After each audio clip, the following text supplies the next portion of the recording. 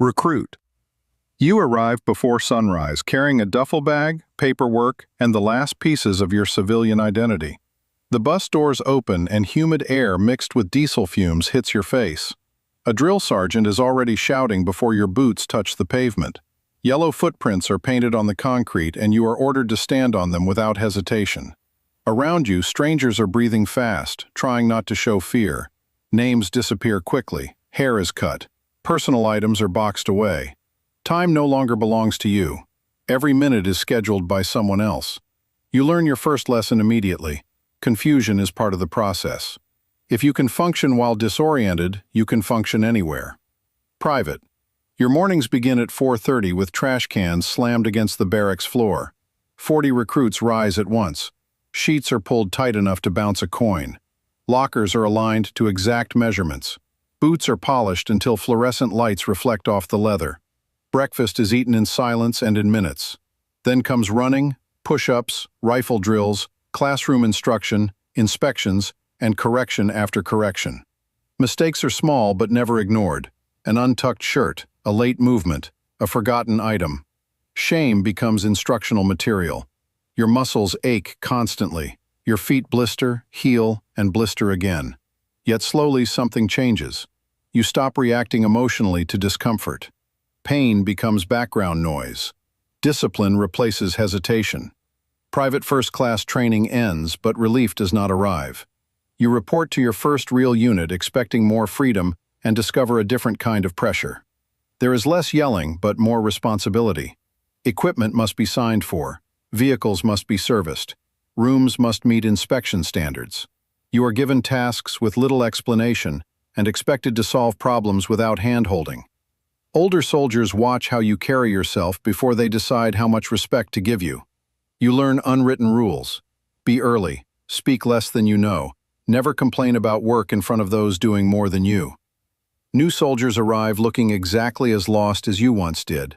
You quietly teach them how to pack gear, survive inspections, and avoid unnecessary mistakes. Specialist. Now you know your job well enough that others depend on you. You may operate communications equipment, maintain vehicles, track supplies, or run technical systems. The details matter. A dead battery can stop a mission. A missing serial number can delay an inspection. A broken part ignored today becomes a major failure tomorrow. Most days are repetitive. Maintenance, cleaning, waiting, inventories, paperwork. Then suddenly everything becomes urgent. A convoy moves in an hour. A radio net fails. A last-minute tasking changes the day. You learn that military life is long stretches of routine interrupted by moments where routine saves people. You also learn confidence. Not loud confidence, but the quiet kind built from competence. Corporal. This is often the first real taste of leadership. You are expected to lead junior soldiers while still being mentored and corrected yourself. You issue instructions, inspect standards, and make sure small teams are where they need to be. The challenge is not authority, it is credibility. Some leaders rely on volume, believing shouting creates respect.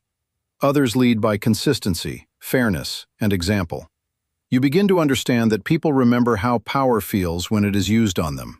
Every late night, every correction, every decision builds or damages trust. Leadership stops being theoretical and becomes personal. Sergeant. The first time someone calls you sergeant, the title feels heavier than the rank itself. Soldiers now bring real problems to your desk. One cannot manage money. One is failing physically. One is dealing with divorce. Another hides anxiety behind sarcasm and anger. You still complete missions, but now you also carry people. You write counseling statements, mentor struggling troops, enforce standards, and protect your team from pointless chaos when possible. Higher leadership wants results. Junior soldiers want understanding. You stand in the middle. Some nights you stay late solving issues no one will ever mention in awards or evaluations. Staff Sergeant. Your world becomes larger and more administrative. You manage multiple leaders, track readiness, oversee training plans, review maintenance reports, and ensure missions can actually happen. You spend less time doing tasks with your hands and more time ensuring others can do them correctly. This can feel strange. You miss the simplicity of direct work. But now your impact is multiplied through others. At home, the strain grows too. Birthdays are missed. Calls are interrupted. Plans are canceled because the Army changes schedules with little warning. Family members say they understand, but disappointment becomes quieter over time. Sergeant First Class experience is now expected, not admired. Younger leaders look to you for answers. Officers often rely on you to explain what their plans will look like in reality. You know how long tasks actually take, how morale actually works, and where systems usually fail. You can read a room quickly. You know when silence means discipline, and when silence means resentment. You know when a soldier saying, "I'm fine," means the opposite. This rank often carries invisible labor, solving problems before they grow large enough for others to notice. Master Sergeant. You become a senior expert. People seek you out when mistakes are expensive and time is limited. Your knowledge may cover operations, logistics, intelligence, communications, or technical systems, but the pattern is the same. When failure cannot be afforded, they call you. You no longer need to prove yourself loudly. Your reputation speaks first. You understand that institutions survive because of quiet professionals whose names rarely appear in speeches. First Sergeant. You are now responsible for the health, discipline, and morale of an entire company. This means hundreds of moving parts: promotions, punishments, injuries, housing problems, family emergencies, leave requests, training schedules, and readiness numbers. Soldiers fear your office until life forces them into it. Then they discover leadership sometimes looks like patience. Some evenings you spend more time helping someone through personal collapse than reviewing any report. These moments carry no public recognition, yet they may matter more than formal achievements. Sergeant Major. You operate at the level of command influence. You advise commanders, inspect organizations, mentor senior leaders, and shape standards across large formations.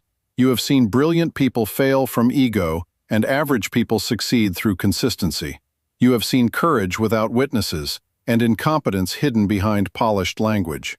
At this level, words matter. Timing matters. Presence matters. You speak less, but with more precision. Command Sergeant Major. When you enter a room, conversations pause, but rank can create distance from truth, so you deliberately walk toward the lowest levels. You visit barracks late at night. You ask young soldiers how food tastes, whether equipment works, whether leaders listen, whether anyone is struggling. You know polished briefings can hide broken realities. After decades of service, you have climbed high enough to understand that truth usually lives closest to the bottom. Retirement. The end does not arrive dramatically.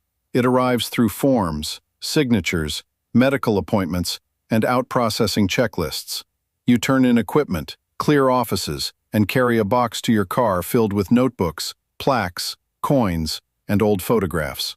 Outside the gate, traffic moves normally. People are buying groceries, going to work, living ordinary lives untouched by your schedule. Somewhere, a new recruit steps off a bus before dawn. The shouting begins again. The final realization. You spent years chasing the next rank, believing promotion was progress. But rank only changed your duties. Responsibility changed you. You entered as a number in a system. You leave as memory inside the people you trained, corrected, protected, and led. Morning formation begins without you. For the first time in years, no one tells you where to stand.